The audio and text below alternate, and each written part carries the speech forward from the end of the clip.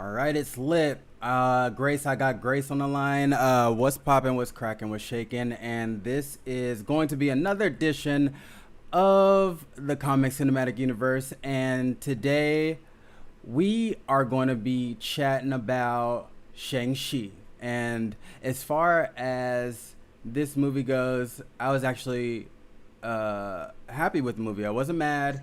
It was a great movie, great Marvel movie. So yeah, I can't complain, and I really enjoyed it. So today we got a lot to talk about. So Grace, say what's up, Grace. I got you unmuted today, so you're good to go from the top. Are you sure? Yep, we got those levels.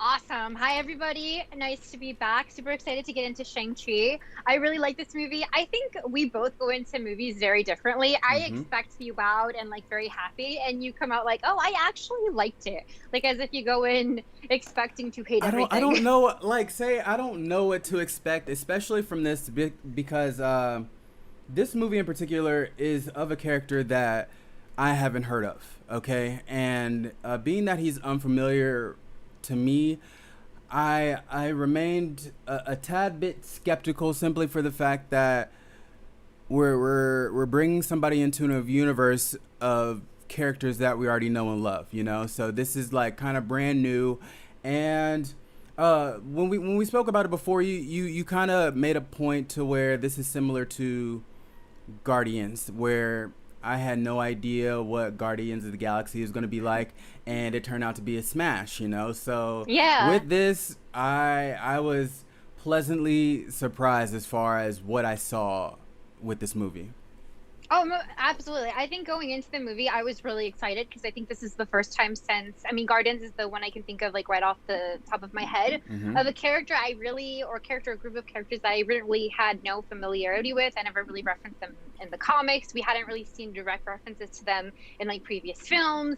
And so I went in really excited. And I think that one of the things that I enjoyed the most was the opportunity to like fall in love with a new character, like to spark this, just like he's probably one of my top 10. I'm very biased, and I'll explain later. Okay. I really like this movie, and I think that whole process of just kind of getting to know like a new character and seeing how he's tied into all the things we've seen so far, that was fun. It's a fun film, and I can't wait to like dive into everything. We Well, got a lot.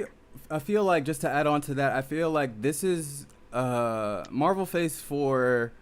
This is going to be an introduction of a lot of people that we don't know, because so far we've gotten 1 through 3 of a whole bunch of characters that are pretty big, like that you've seen in either the comic books, movies, video games like Marvel versus Capcom and stuff like that. And now we're getting into like a new arena. Like, say for me, I think that started in phase 3 for me.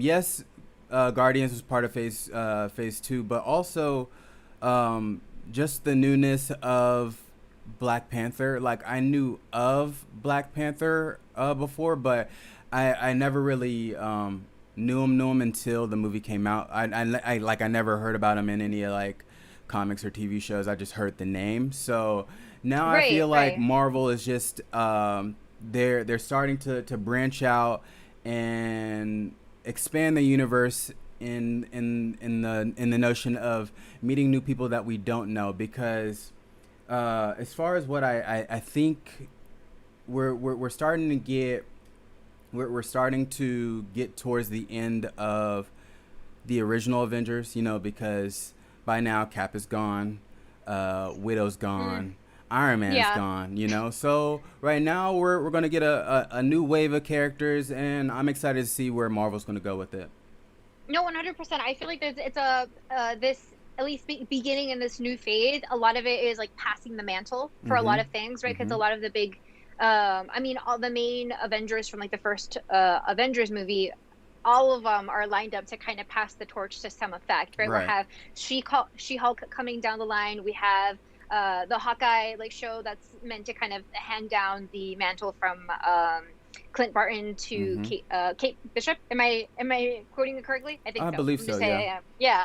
So it's a lot of like handing down of the mantle and also the introduction of a lot of new characters. And I think Shang-Chi, right, is like the first one really that we're getting freshly introduced to. I think the next one that's going to be coming in is the Eternals, and I think it's like the True. same feel. Mm-hmm. All of these people are like these like Eternals and the Celestials. Like this is what we're really getting like a deeper connection to Yeah. some things that were Yeah. mentioned previously. So it's a cool kind of shift that we're getting into. We're like shifting into the new people, and I'm really liking it so far. Yeah. And I do like that the first one up for this kind of new introduction was Shang-Chi, Yeah. and I think it did a great job. It did a really good job. So, as far as expectations before even seeing the movie, I was expecting to see this to be Marvel's first kung fu movie, right? And Mm-hmm. me, I grew up watching everything from Bruce Lee and Jackie Chan. So once they said that this is going to be their first kung fu movie, I got super excited. And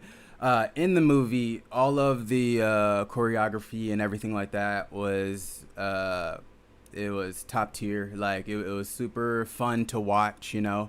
And with it, like choreography aside, it introduced these well, I don't want to say just these 10 rings, but just the organization 10 rings. I'm gonna kind of dive right into it just because one little fact that I found out before I watched the movie was the organization of the 10 rings. They've actually been in the MCU throughout almost the entire timeline, Oh, and dude, by since the very since the beginning, very beginning. 2008 Iron Man Right, 1. and Yeah. not a lot of people knew that. Like, say someone showed me a picture of how, if you watch the original Iron Man, the first Iron Man, the organization that kidnapped him and forced him to become the Iron Man, you're gonna see like a flag or like something hanging behind Yeah, them, it's which the is, 10 ring flag. yeah, it's Hmm. the actual Ten Rings flag. So they've been in the MCU since the very beginning, and we're just getting to the nitty gritty of who and what not the MCU, but the Ten Rings is today, and this is 11, 12 years later, you know. So I didn't realize that connection until recently, but I think it's awesome for the fact that we did get an idea of who or what a Mandarin is, but turned out to be a fake Mandarin in Iron Man 3. But Right. now we see who the real Mandarin is in this movie. That's right. So I think not a lot of people knew about like the whole Iron Man 1, like that the 10 rings has basically been in the MCU since the very beginning, since its inception, right? Mm-hmm. Um, I think most notably, right, was like the one that you're referring to with it, which is Iron Man 3, where they kind of like Mm-hmm. appropriate the Mandarin and the Ten Rings and that organization. I think that that kind of set the tone, or at least gave us a small introduction to maybe what this would be about. I think once this was announced that this was going to be happening, everyone saw like, okay, it was Shang-Chi and the Ten Rings. Right. Immediately, you can kind of connect that to the Mandarin. I'm trying so hard not to say Mandalorian. I made the mistake earlier today, and now every time I'm about to say the word, I like hesitate. I'm like, Listen, I told you, I told you. Let's just say the Mandarin is the Mandalorian's cousin. You know, it's you all it's under Disney. You know, it's in a totally distant fine. galaxy far, far away, there is a Mandalorian, but over here on Earth, we got the Mandarin. That's right. And honestly, even then, I didn't have too much expectations for this film just because I didn't really know much about it, like to begin with. Like we saw Aquafina in the trailer. I'm like, Mm-hmm. how is she gonna fall? And I think once you saw the movie and like saw how everything kind of played out, it just I really enjoyed it. Yeah. So going back to the Mandarin. So obviously, in this film, the Mandarin is essentially Wenwu, which is Shang-Chi's Mm-hmm. father. So Mm-hmm. Wenwu is a combination of just not just the Mandarin from the comics, but also the father figure of Shang-Chi actually his father in the comics, because in the comics the Mandarin isn't like Shang-Chi's father. Like that's a separate person. So this is kind of like what they did with Sylvie and Loki, where they kind of merged two different characters from the comics and brought them into the MCU as a kind of a completely new character. Hold on. That's kind of how. Let me stop you right there, just because say I have the image that I sent of like the Mandarin, like the wide one where it's like it looks like the guy's wearing a cap, and then there's the other one with Iron Man. Kind of explain what these images are. So, the one that has like the guy in the cap, that's actually Fu Manchu, which is Shang-Chi's father in the comics. So the other image, which is the one you see Iron Man in, that is the Mandarin, because the Mandarin is like a typical like Iron Man villain, but you also see him kind of throughout different, conflicts with other people throughout the Okay. comics as well. So when Wu, who is Shang-Chi's father in the movie that we're referring to, Mm-hmm. he's kind of a blend of these two entities essentially. I know when I was reading some comments about like the directors and like the script writers, their intention was to kind of retcon these characters, because a lot of these like the Mandarin in the comics and along with Fu Manchu were kind of created with negative connotations or like certain racial like Oh, for sure. yeah. Yeah. So I think a big intention for the creators of like of Shang-Chi was to kind of retcon these ideas and make it something that's their own, while Mm-hmm. still sticking to the tone of the comics to some extent, but obviously revamping it to something that's much more Right. appropriate and respectful. Yeah, yeah, yeah. And they came off. I'm gonna say Marvel came off classy, and by classy I mean throughout the whole film. Say as far as I'm gonna bring it up right here, the cultural significance. Uh, they do an awesome job of going into Chinese culture and everything from the look of the movie to even the fact that throughout a majority of the movie they were speaking Mandarin in their native tongue, and I respect that just simply for the fact that this, yes, is a movie made in America, but it's about Chinese culture, here in America. So the fact that they're able to film a movie while speaking the language, I'm not mad at reading subtitles, okay? Because sometimes, even while I'm at home right here, I have subtitles on while watching people speak English just because, I don't know, sometimes I may miss something and I like to read it. So, them being able to kind of progress the culture and put this Asian culture out there even more, especially in the Marvel Cinematic Universe, is, I feel, a huge step in the right direction.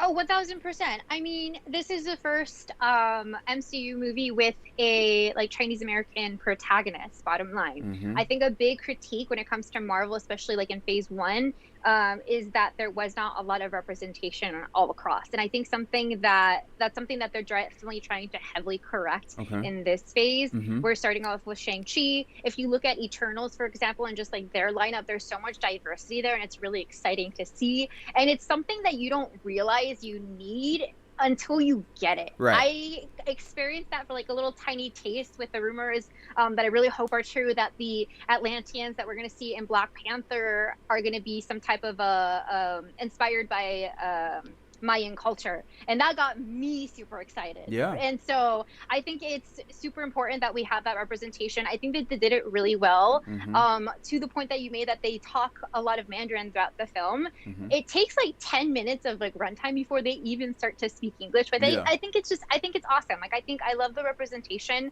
They made a lot of really cool choices and changes to certain like things from the comics to, I think, enhance that.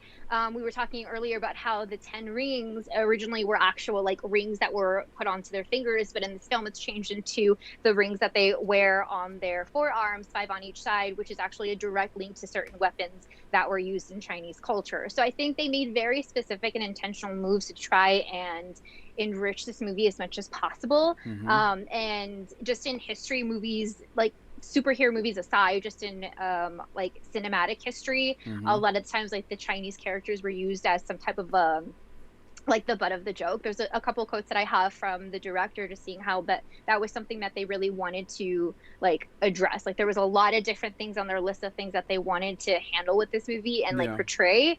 And one of the things is just giving like these Chinese Americans and just Chinese people in general, and Mm-hmm. just people who identify with like just Asian culture, to have something that can be like, oh, I see myself on this, Oh, definitely, definitely. Yeah. And I feel like as far as a character is concerned, I believe her name is Kate in the movie, but Aquafina, she is hilarious, you know, Oh, I and love Aquafina. the fact that A, she got this role, and B, she killed this role, like her, I've known her really, like I haven't known her like as of recent, but I've seen her in smaller roles in the past to where this to me is one of her top roles that I enjoyed, you know, and she was funny, uh, and everything about her character in here, it was going from where basically I can relate because she's going from the unknown to actually knowing what Shang-Chi and I'll say his family is all about, you know, his culture, you Right. know, because she wasn't a part of that. Yes, she's a part of the Chinese culture over here in America, but she was kind of introduced to the culture or the Chinese culture over there overseas, you know. So with that, um, yeah, she did great. I,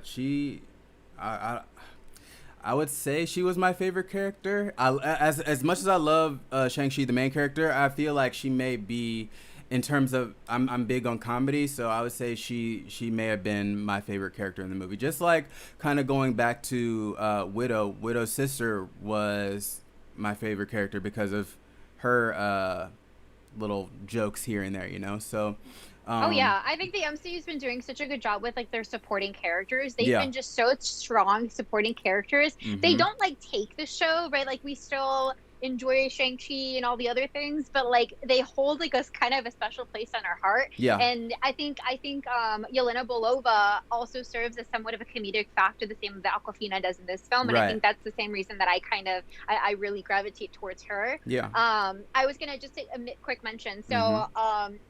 It's really funny because Aquafina, she plays I'm sure you haven't seen it. I've seen it because I have a little one, but she plays like a water dragon in like a Disney film, Oh, does she?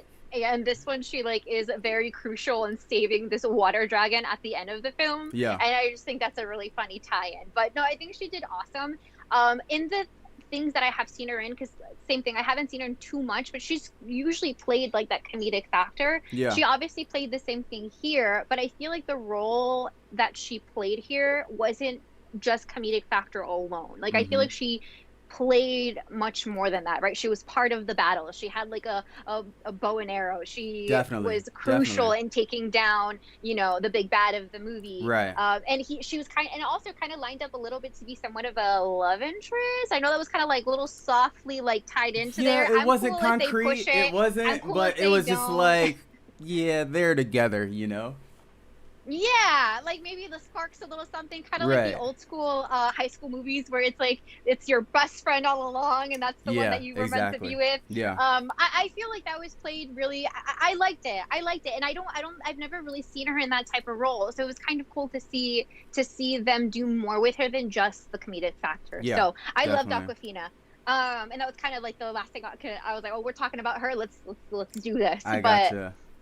absolutely. Speaking of comedic factor, I think this is a great transition to talk about what's his name, Trevor Slattery or Slattery. Okay. I forget how it's the pronunciation. So I did not expect to see him in this movie. Mm-hmm. Mostly because I hadn't seen All Hail the King until recently, which is like a 2014 one shot that they did. That kind of I think you mentioned it was part of the like DVD It was, release yeah, of yeah, it Iron was, Man 3. yeah, yeah. Mhm. Say it was, I don't want to say a deleted scene, but it was just like, in their special features of the Iron Man 3 DVD. So, like, yeah, it Mm. wasn't really in the movie, but if you had the DVD, like I'm not gonna front. I didn't even watch that part. I haven't seen it yet, but I just Yeah. know it's there, you know. So yeah, it was a All right, part of so that. this is a very soft plug for all of you guys to go watch All Hail the King if you haven't already watched it. If you plan on watching it and you want no spoilers, then like just like go away for like 5 minutes and then come back. Just because I feel like we need to talk about it because it has such strong ties to the Mandarin and the Ten Rings and kind of tying together the events of Iron Man 3 and bringing it into Shang-Chi. Because initially I was like, okay, I liked Trevor Slattery a lot. I thought he was a really funny character in Iron Man 3, but it felt forced to me initially that they would introduce him again into this movie, because I was kind of like, I get it. It adds funniness to it, but was it needed? Yeah. But after watching All Hail the King, I feel like it made so much sense, and I didn't feel like it was forced at all. So if at all you guys feel like that was how you received that, definitely watch that, because it kind of ties everything together. But essentially in that little short, Mm-hmm. you see Trevor in prison, and it is so funny because he's like a celebrity. He has his own personal assistant slash bodyguard, Yeah. like his own little gang, and they're like, do the voice, and then Right. he does Right. like it's so funny. And it basically lines up as if someone is doing a documentary on him, but in reality, the person who's doing the documentary is actually someone who's part of the Ten Rings, and it ends with, oh, the Mandarin wants his name back, and Right. he's Oh, for coming for sure. you, and he's gonna meet you. And so it's actually it's like a direct tie-in. When I saw it, I didn't actually know it was a 2014 like short. I thought it was recent Yeah. because it tied in so well. Right. They So brought it back yeah. because I'm sure not a lot of people seen it. Like, say if you're on if you have Disney Plus, subscribe to Disney Plus, uh when they have these movies, they don't have the featurettes that were on the DVDs. They just have like the movie on there, and you can stream it whenever. So it's cool that they threw this featurette on there for people to see who if not for if they forgot who this person was in Iron Man 3, it was almost like a reintroduction of how he played the Mandarin but wasn't really the Mandarin, you know? Yeah, and honestly, when you go because initially when you see him come up and he kind of explains how he got there, I was kind of like, oh, this is so forced. But he's actually making a direct like link to what happens in the short, so that's Yeah. kind of cool. Yeah, But yeah. he definitely is like a huge comedic factor. Him and what's his I'm trying to remember the name of like the little animal, Morris. Yeah, Morris, the you know what I'm talking faceless about? creature. Oh my God. So fun fact, Morris is actually voiced by the same person who voiced Sebastian in Suicide Squad 2. If you guys saw that review with us, you know that I love Sebastian. You hate him, and that's totally okay. You got an Wait, issue with rats. I don't Sebastian was mind. who? Sebastian, the rat from Suicide Squad 2. It's Oh, the same voice, like Morris and the rat. So I I thought that was totally kind of forgot funny. about. Yeah, yeah, yeah. Okay. You're Oh, like, that's an no, interesting that fun never fact. existed. That was kind of cool. So, yeah, I think this film was so like filled with funny things, but still with like serious tones. Like it's an MCU film. It's a Marvel film, like Let me through and through. let me throw something. I got some feedback from it says this is from Jesse underscore Pinkman underscore bad. So it's Breaking Bad reference. What's up, my man? Thank you for the follow. And he also said I just want to point out for my flaw of the movie is overuse of humor in some scenes where you don't expect. And with that, I think where it's in some scenes that you don't expect to where it was almost needed, like because there were emotions. Let's just say with Aquafina placing a bet against Shang-Chi at the fight, you know? Like, Hmm. it's a moment like that to where you think that she's for him, you know, hoping that he wins, but in actuality, she actually cashed out on his sister, you know? So, yeah, I get where you're coming from, but, like, I feel like I'm sitting on that other side of that coin to where I kind of liked it where, like the humor in the moments to where you didn't expect. I think I kind of lean that way too, and that's generally how I lean anyway. So you guys can kind of know where I stand on the humor. But I think especially because this film deals with a lot of serious topics. I mean, like okay, like Shang-Chi and his sister lost their mom when they were like one. Shang-Chi was 7. She was I think it was like 5 or something like that. Mm-hmm. He was then forced to become an assassin and then sent to go kill someone at the Yeah. age of like whatever. Like those are some very like heavy things that like Shang-Chi had to go through, and then having to revisit all of like the those things from the past. I feel like the humor keeps it lighthearted, which is kind of what you expect from an MCU film. But that's just kind of my take. So I always like the humor, but I definitely know that a lot of people kind of feel like it takes them out of it. So Gotcha. I can definitely see that perspective. And I think the example I'm thinking of is when they're um, in the middle of the battle, right? And you momentarily think that Trevor was killed Mm-hmm. amongst the people Oh, whose right, souls were right. being robbed. Mm-hmm. And then he just comes up and says, no, no, no, this is an act, Morris, like play along. And Right. so like I can kind of see how some of the humor can take you out of like the action or the serious serious scenes. So I can definitely relate to that. But I think I'm Gotcha. just biased on the side of when it comes to humor. You like briefly mentioned the scene in the Golden Daggers Club where Shang-Chi goes up against his sister, Ji Li. So let's just kind of dive into that because I feel like Okay. there's a lot of juicy things to dive in from just that scene alone, the organization itself. We Mm-hmm. get Abomination. So why don't we dive into that? Okay. Well, let's start with Abomination. Just because I noticed I saw him in the trailer, and I guess I didn't get a full view until we saw the movie, and he looks slightly different from when he was in the Hulk.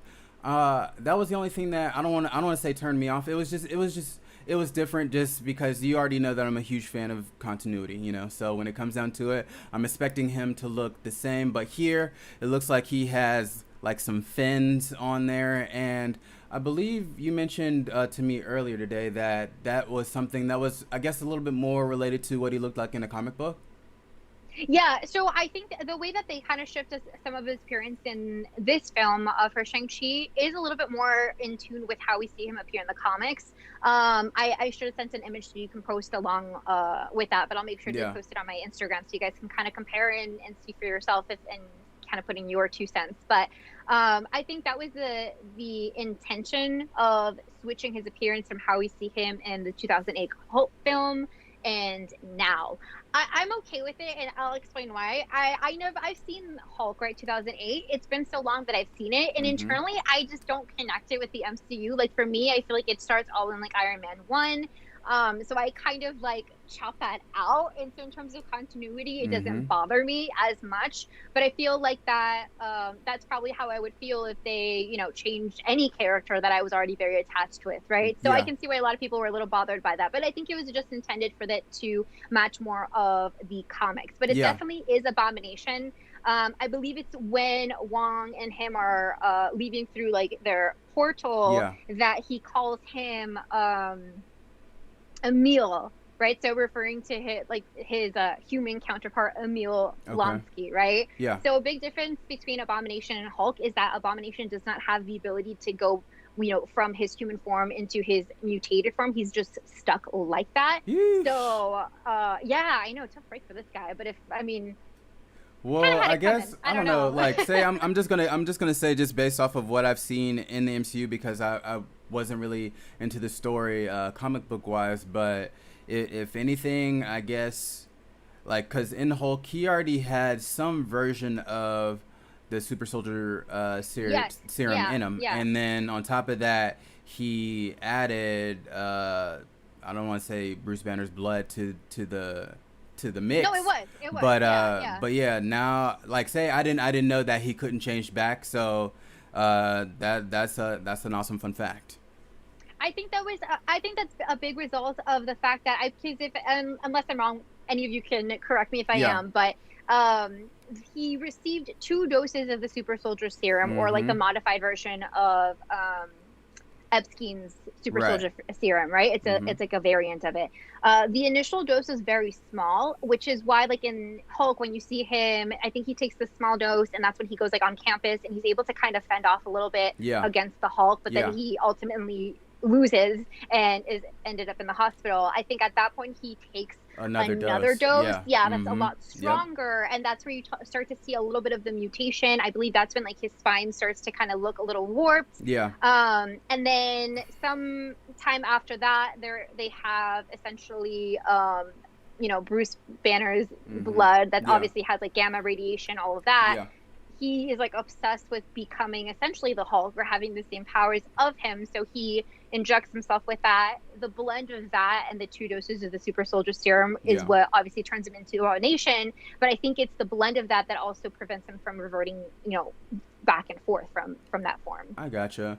Well, I know we got a little off track because right now we were kind of talking about the Golden Daggers, The Golden the Dagger. Golden Daggers Club, and one thing I want to say point out, but say as of right now, I feel like maybe phases 1 through 3, we've gotten a whole bunch of surface level events to Yes. where it's more so upfront. anything that happens in the world, we know about it. And now, kind of shifting into phase 4, I feel like now things are gonna go underground, like into the underworld. Like, more specifically, like, say an example would be this Golden Daggers Club, and also I can't really think of the name of the place from Falcon and the Winter Soldier, but it's starting to go more so into the underworld side. I'm talking about the place to where it was not the collector. Who was the person I told you about earlier? What was her name? The power broker. Yeah, the power broker. Yeah, like, so when I saw Shang-Chi, I was wondering, yes, the sister said that she built this from the ground up, but with this, I'm now curious to know if she has any connection to the power broker in building this place, simply for the fact that yeah, she came from a place from where she was raised by the Mandalorian, not Mandalorian, the Mandarin, and she eventually ran away. And I can imagine it being hard for a young teenager to run away and build something as big as she did, because this was like a I don't want to say a bunker, because it was upstairs and almost like a skyscraper over there, but this was like an underground high level event to where she's hosting fights and streaming fights on like the dark web, you know. So yeah, and all you in see all, Wong there, the right, Abomination. right. You see a Black Widow. You see someone who has like I don't know, the thing from Iron Man From 3, Iron Man like 3, yeah, exactly, yeah. So you see a whole bunch of underground fights of familiar, I don't want to say characters, but characteristics, and with that, it leads me to wonder if there is any connection with the power broker in this situation. So on that note, I wanted to kind of bring in like proximity, right, from like the Okay. power broker and this organization, as Mm-hmm. well as just timeline. Because I think when you look at like proximity and timeline, this is something that could be like possible, right? Okay. So just kind of looking at the Golden Dagger. So the Golden Daggers Club is in Macau, Mm-hmm. China, Mm-hmm. right? And then what you're referring to with the power broker, which is Sharon, right? Mm-hmm. Sharon Carter, right? Sadly. It's based in Madripoor, right? Southeast Asia, southwest of Singapore. Right. So realistically, this is like what, a 2-hour flight away. Right. Very doable for these people to be kind of mingling. Yeah. And the timeline kind of matches, because we know that Sharon Carter was not blipped, right? She kind of had to go through these struggles of being, mm-hmm. not only being a fugitive of the law, but also having to deal with the fact that a lot of people are gone, Mm-hmm. right? And so that's kind of where she ended up going into the underground during this time. We know that we can infer that Shang-Chi and his sister, both of them, were not blipped during this time. Right. His aging kind of stuck the same. There was no like differentiation there. Yeah. That wasn't a significant thing.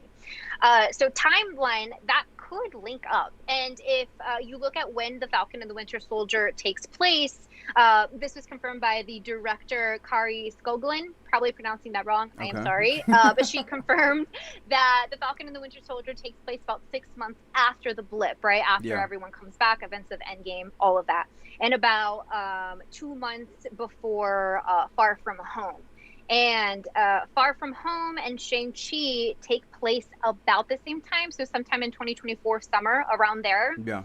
So the timelines line up. The geography of it lines up where this could be potentially something that, it makes sense, right? Yeah. Being that that Jai Li was with her father, grew up with her father for like an additional 6 years in comparison to Shang-Chi. Right. I imagine she built some types of connections, awareness to certain underground organizations, some way to have started up the empire that she ended up creating, right? Yeah. That doesn't just come from scratch. So right. I'm sure, and the movie ends with her taking over her father's empire anyway. So from there, she just got cashed out, So man, that end credit scene. So that's one of the end credit scenes, right? So we can kind of dive into that just because you mentioned it. But okay. So I thought that scene was so good. I felt like when she was clearing things up from her room and she had kind of a nostalgic moment, started kind of walking towards where she ended up being on like the throne and the 10 rings like flag right behind her. Yeah. you kind of saw where it was coming, and there was this little buildup up until this point that she sits down, and then you see that the compound is like covered in a whole bunch of like graffiti, and then there's a whole bunch of like not just like men training but women training in martial arts. Yeah. I thought that was so cool, so I'm okay with her becoming a villain because I kind of like her Yeah. either way. But I'm wondering if it's not to set her up necessarily as like a villain, but more so now she has this even deeper and bigger like fight club Right. underground Right. thing with the resources of the Mandarin. So I think either one could be true. Okay. I think the fact that she grew up like I'm saying 6 years, but I could be wrong. I think it I was think six it years. is. 6 years, yeah, right. 6 years with the Mandarin. I feel like it would be possible that maybe she does have more of like of a dark side, Yeah. right? And she is just kind of taking over in his place and doing and just kind of, you know, continuing where he left off. So I Yeah. think either case is kind of plausible. Okay. What are your thoughts on that?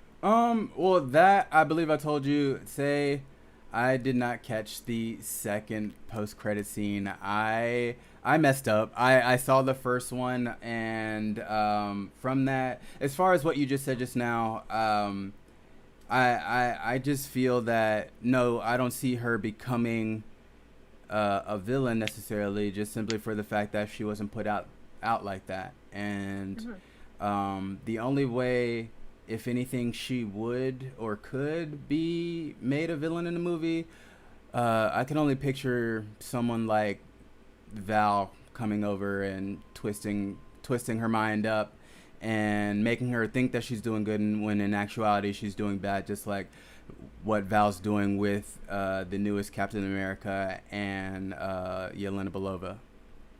See, and I feel like that wouldn't even be the route that she would turn into a villain, just because she doesn't feel like someone that would be susceptible to Val's like manipulation. She just feels like she has a much more like, I don't know, she's very aware and intellectual, and you know, I just feel like she wouldn't be someone to be steered or controlled or manipulated by Val. Yeah. But I think that if maybe if like your theory is correct and there's some connection with the power broker, and now she has the resources of this big empire, right? The empire of the Mandarin, the Ten Rings, all of that. Yeah. Maybe that's how we kind of see Sharon come into play down the road, and Yeah. so that I think that all of that's kind of pretty possible, and Yeah. I'm excited to see her. She was really cool. The actress, I was stalking her Instagram. She was posting a whole bunch of things just based on like not based on, but the showing the background choreography and like stunt work and things that they had to learn just in preparation for the film. Yeah. You mentioned a lot of the fight scenes and the martial arts. And they definitely had like such a feel of like a kung fu movie, or like even like a Jackie Chan film, or Right. like where they have this martial arts, but it's blended with this like practical, like practicality. Like I think there's a specific scene where I think it's on the bus where Shang-Chi is fighting off what's his name? Hold on, I have to pull it up because I'm not. I actually have. I have it. feeling. I'm gonna show. You know what I'm I'm gonna talking show about. the picture. Pull up his picture while we're Boom. talking. It Yeah, pull is Razor Fist. Razor Fist. Tell me this does not make you think of Taserface from Guardians of the Galaxy. I am sorry. That name I think is just as funny. And every time when I saw the name, I was like, no, this isn't it. But it is, and it's actually painted across like the car that they end up stealing later in the film, that which confirms who he is. But it's in the scene where Shang-Chi is fighting Razor Fist. I can't say it seriously. All good. And he's like taking off his jacket, wrapping it around something, putting it back on, and then continue on to fighting. Like I feel like that's so like true to a lot of the films that we've seen before, Right. that are like kung fu-esque, or like Jackie Chan in them, and definitely. I think it's really cool. Yeah. I just want to kind of switch gears because you just said one word, and I want to expand on that one word, which is fist. Okay, now, as far as fists are concerned, we're shifting gears from Razor Fist to Iron Fist. Okay, now. Beautiful transition. I love it. The reason why I'm bringing Iron Fist up into this conversation is because initially, when the trailer came out for this movie, there were a bunch of Easter eggs to have people believe that this movie was going to be related to the Iron Fist. Now, for those who don't know who the Iron Fist is, he was a character that eventually got a show on Netflix, and he was part of the Defenders. I'm not gonna dive into what he's done or whatnot, but I do want to kind of dive into the story and where my assumptions came from and how it was related to Shang-Chi. Okay, so I'm gonna read a little excerpt and say this portion. I'm going to call it Ta Lo versus Kunlun. Now, Ta Lo is the mystical place that we saw in Shang-Chi, and as far as the description I got with that, it is a dimension within the multiverse only accessible through a portal protected by a constantly moving maze forest, which opens a safe path every year at the start of the King Ming Festival. It is inhabited by native villagers and houses creatures from ancient Chinese mythology, ruled by the Great Protector. And the Great Protector, as you saw in the movie, is this dragon. Okay? So, when it comes down to this dragon, right? That was one check that I saw in this trailer to where I was like, okay, the Iron Fist is going to be in it. The second one would be this image of the Mandarin going against a character wearing the same colors of the Iron Fist. Now, I have a split image here of the picture from the movie versus a picture of the Iron Fist, and they have very similar characteristics to where you can assume they are the same person, which in actuality it's not. Now, when it comes down to the Iron Fist is from a place called Kunlun, and that is actually a mystical lost city located in a different dimension as well, and is one of the 7 capital cities of heaven. And the gate to Kunlun can be accessed from a China once every 15 years, so it's not as often as Ta Lo.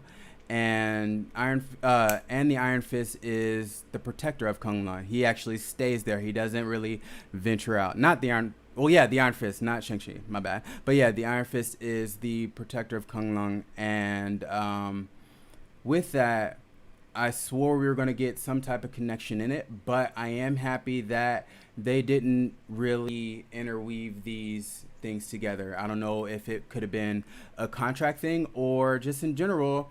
Ta Lo is completely different, and it's just a different mystical place that the Marvel Cinematic Universe wanted to bring to light, you know? But say, again, back to the Iron Fist, the only way he got his powers was from actually fending off a dragon. So when I saw this dragon in the trailer of Shang-Chi, I was thinking that this was the same dragon related to the Iron Fist. But in actuality, 2 different dragons, 2 different mystical places, 2 different dimensions, you know? So this is all leading into, again, phase 4 about being about the multiverse, you know? And with this in just kind of putting it into the universe or the multiverse, it leads the question of how many are out there, what can we expect, and I just want to kind of follow up and bring up the fact that back to the post-credit scene, the first post-credit scene, Wong, he was doing like an analysis of the rings, and he said it looked like a beacon, right? And I didn't think anything of it. I thought this was maybe a beacon calling something from way across the galaxy or somewhere else. But in actuality, I believe you brought up that it could be a multiversal beacon, you know? So kind of dive into your thoughts and let me know what you thought as far as this beacon and everything, and just get into it. My bad. No, you're fine. Absolutely. Before I get into that, I kind of wanted to just add a little bit to the comparison you're making to Ta Lo and then the Iron Fist. Because when you showed me the picture, before I read the like comic bubble, I thought this was actually like Shang-Chi's mom in the comics. I was like, oh my God, that's so cool. They made her almost exactly the same. But you're Mm-hmm. right. Like if you were to look at that comic strip and look at just like the snippets of Shang-Chi's mom that we end up finding out it's her, you would think it's the same thing. Right. So I think that this is probably a good example of what I think Marvel's been doing a lot in this phase, which is blending like two components that are fairly known or established in the comics Mm-hmm. and making it into something different. And maybe I think the reason or the rationale behind it in this case is because I think when it comes to projects that were created into shows and put on Netflix with at the time they intended to kind of bring it together, but then they kind of dropped all of that. Mm-hmm. I think they walk a fine line and they're trying not to tiptoe over things that were established um, in those shows, just because Mm-hmm. obviously there's a lot of people who love them, and Right. it's kind of like that feeling of with Abomination, right? Sometimes if you just change something that you've already kind of had some type of attachment with, Mm-hmm. it's upsetting as a fan. So Yeah. I think that they try to tiptoe around those things, but still incorporating them because they're obviously intertwined, especially now that we're Right. getting into the multiverse and Mm-hmm. into all this new world when it comes to the MCU. So I think this is maybe there's just way of incorporating like Ta Lo and the Iron Fist Mm-hmm. into this one thing and introducing it into Shang-Chi as somewhat of a blend. So as a way of like tiptoeing around those things. That's just Right. kind of my thought. Because say Because the yeah, protector, Shang-Chi's mother, she wasn't necessarily, I wouldn't put her as like superhuman. I would put her in the category as a human that has mastered some form of mystical art. So she is an airbender. yeah, she's an avatar. No, You know, the she's an original, the avatar. OG avatar. Avatar. Man, no, and I think the parallels that you made between those two things are so like direct that I think I have to believe it's intentional, right, to some extent. Yeah. So, let's kind of dive into what you mentioned about how can the ending or like the post-credit scene of Shang-Chi lead into what we know is going to come, which is Multiverse of Madness. Right. So we have a lot of things that like I just feel so bad for whoever the hell is going to clean things up in Multiverse of Madness. We Mm-hmm. all thought it was going to be like Doctor Strange having to wipe everything up, and then after we saw the teaser trailer for Spider-Man No Way Home, everyone's like, "Oh man, no, he broke him himself." Right. Right. So before I even dive into what we saw in Shang-Chi, right, we already have like these big events that affect the multiverse. Wanda becoming the Scarlet Witch, a Nexus being, Mm-hmm. right? Her studying the Darkhold, which is obviously opening up a lot of different things for like vampires, et cetera, Mm-hmm. maybe even Mysterio. Sylvie giving birth to the multiverse by killing off the He Who Remains. Mm-hmm. And then Eternals, right? Just the event of the blip and how that has opened up like energy into the world. It's kind of referenced in Eternals, like the most recent trailer, Yeah. that like in 7 days something's gonna happen. They don't elaborate too Right. much because obviously that's still to come. But we have all of these huge events that are obviously rippling into the multiverse that seems to be leading into something even bigger that's going to have to be cleaned up. Yeah. And I feel like this might even tie into that directly. I mean, if they're referring to a beacon that's being sent out into the world, Mm-hmm. like let's kind of backtrack a little and talk about just the language that they were using when they were referring to the 10 rings, Okay. right? Captain Marvel said that it wasn't of any alien technology that she's ever seen. Mm-hmm. That doesn't necessarily mean it's not, right? Because you kind of made the point. It's like, well, does she know everything? Right. Has she been everywhere to say, So it's not, saying it's not, but it's not something that's well known. It's definitely over 1,000 years old. In Right. the comics, it is like extraterrestrial, comes from like a meteor, and Right. then I saw that. I saw the- that recently. Just it was like a excerpt of a comic to where, yes, it was initially rings and not like the rings like bracelets, but rings for the fingers, and they did say that it did come from an alien spaceship. So being that Captain Marvel said it's not like any alien technology she's ever seen, I'm gonna say this technology is ancient and way before her time. Like, I can't put her as like Captain Marvel. She's all knowing, because she doesn't. Like, she's out here to my understanding, helping save other species and helping other homeworlds and stuff like that. So yeah, I get it. It's not like she's never seen anything like it, which is true, but it could lead to a it being extraterrestrial, and b extraterrestrial doesn't necessarily mean of this universe. It just means not of this world, you know. So it could be No, absolutely, it absolutely. could be from a different universe, you know. And I think, and at the beginning of this film, when they're introducing the idea of the Ten Rings and the Mandarin, they talk about how there's different rumors of how he possessed the rings in the first place. Some people believe it's from a different dimension. Some people think that's extraterrestrial, but no one really knows for Mm-hmm. sure. So I think that's something to be answered later down the road.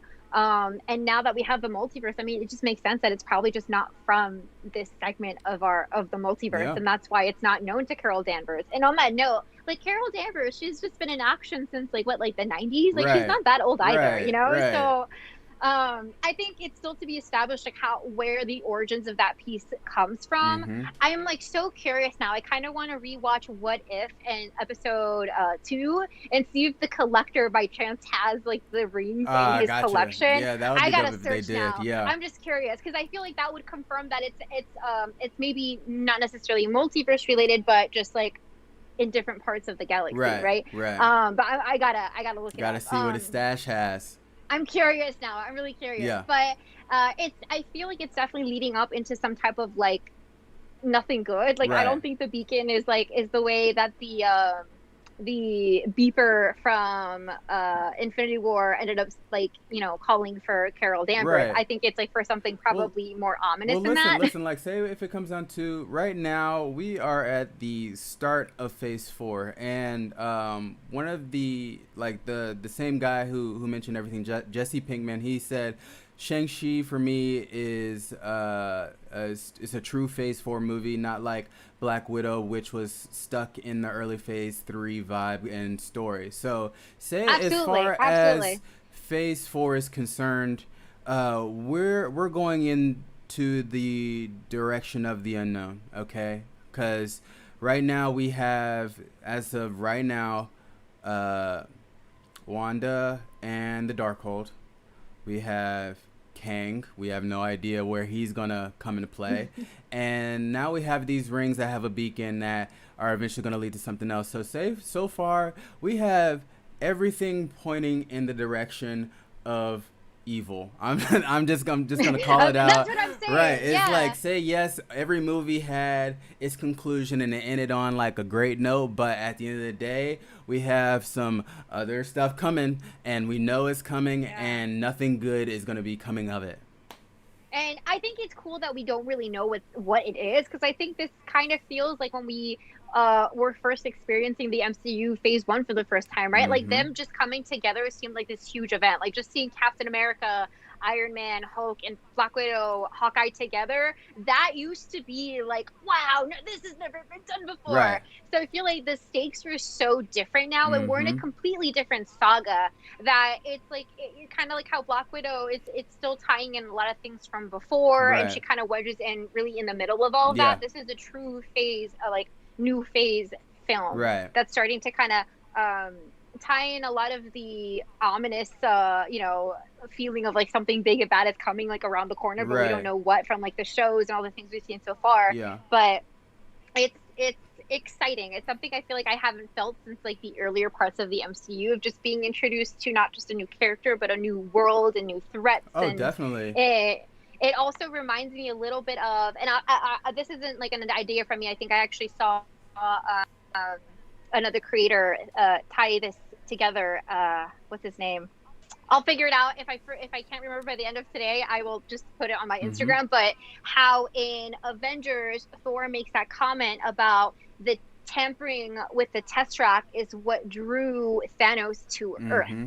right? And introducing or opening up the idea that Earth is ready for like a new level of Right. war. So I feel like when this creator mentioned that, I was like, this actually makes so much sense. And I think that's kind of the feeling that this reminds me a Okay. lot of, Yeah. right? This like beacon being sent out to who knows what, but maybe opening up for an even greater entity, or maybe even like who knows, like where this ties in with Loki timeline, right? Maybe it's like to King and all these things. Who You want knows? to know who that entity is? Mephisto. No, Mephisto. Yeah, I knew it. I knew it.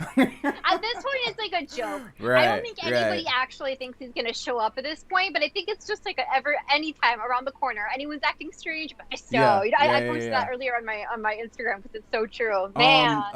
One thing I do want to touch on, but before we get out of here, just is you mentioned like say right now we're kind of getting introduced to other worlds, and I do want to talk about Talo just for a second. Now, as far as that is concerned, uh, Talo being that it's in another dimension, opens us up to a brand new world and brand new things. Let's say initially, I brought up the fact that say we've already been introduced to vibranium, and vibranium was just something that was like that landed on Earth, and regular Earth people can get that. Like anybody, like I'm not just saying regular. Of course, Wakandans can get it, but now we're getting things that are not of this world. Like for example, is the dragon scale. Now, as far as the this dragon scale material is concerned, I'm curious to know how it matches up against other things like vibranium. And I know we haven't got the MCU version of adamantium yet, but there are some things to where all these different weapons are coming into play. It's not just going to be superhuman stuff, but now it's just more so different materials that we heard about in the comics and now that are coming to the big screen. So being that say in this movie it was only like the dragon scale could defeat these mystical creatures. I'm curious to know if they're going to play a bigger part in this multiversal chapter of the MCU. Yeah, I mean, how could they not, Right. right? And I think that it was brought up very like strategically that the dragon skills were used against creatures from a different dimension, a different multiverse, a different section of, Mm-hmm. existence, to set the fact that this is a like a what's the word? Like a matched like weaponry, Right. right? Right. Maybe from what it looks like just from like this film alone and just kind of seeing how strong it was in this Mm-hmm. film, it seems like it's strong, it could be stronger than vibranium, Mm-hmm. right? Because vibranium we know isn't indestructible.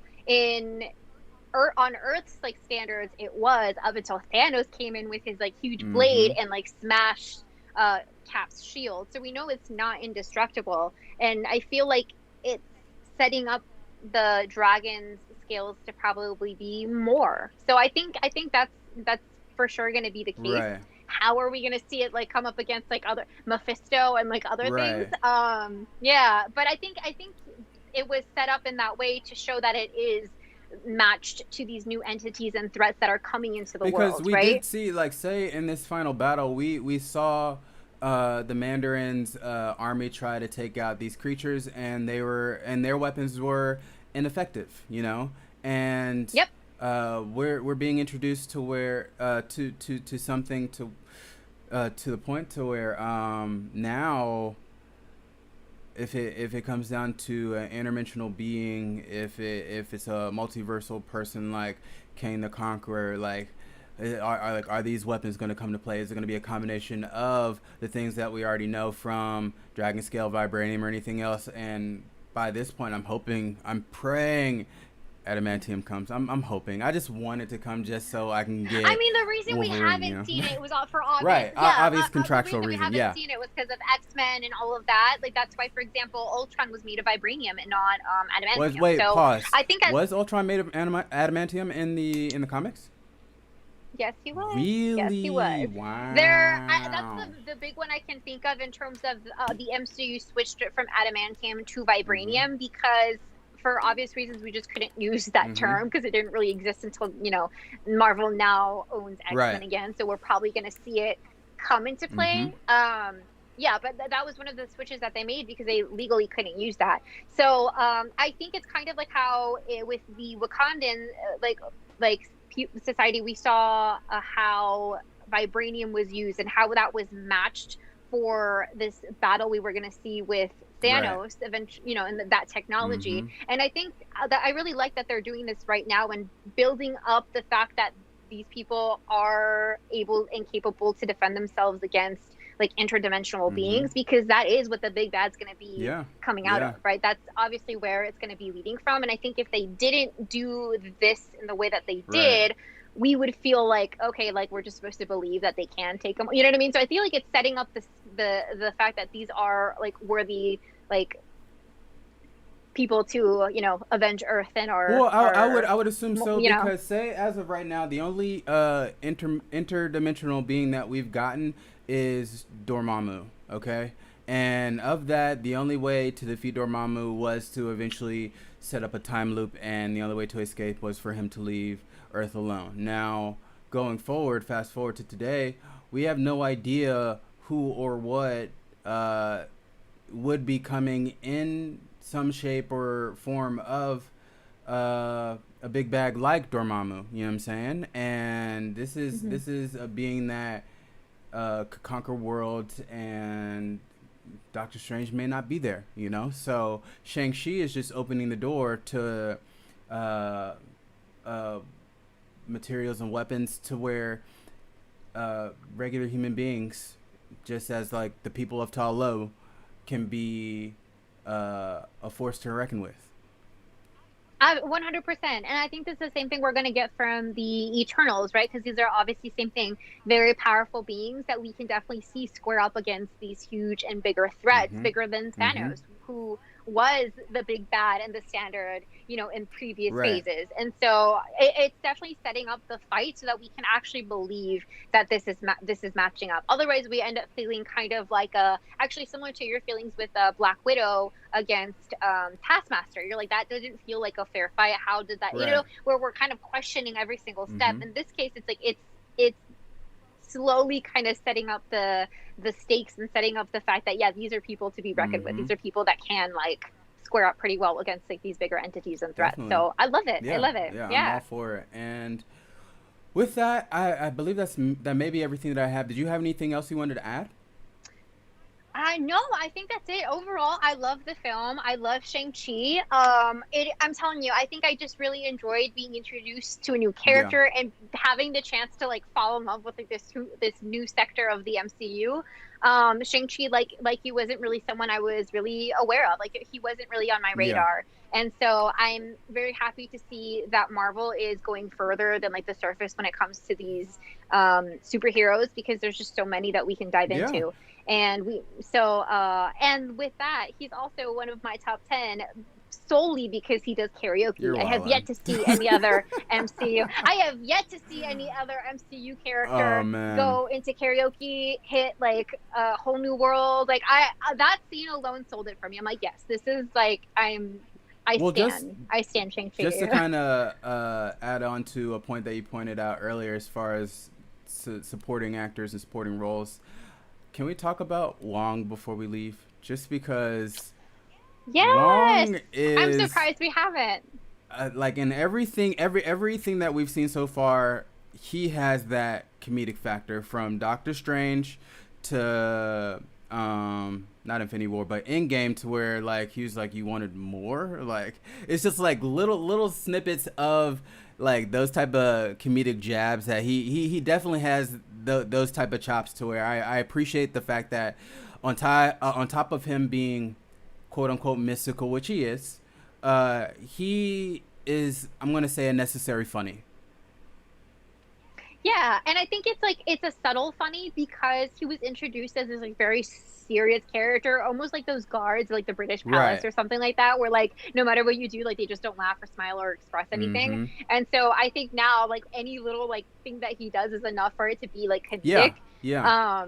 Yeah, yeah, absolutely. And I'm it's kind of funny, right? Because we see him in this film. We know we're going to see him in No Way Right. Home, and of course we're going to see him in Multiverse of Mm-hmm. Madness.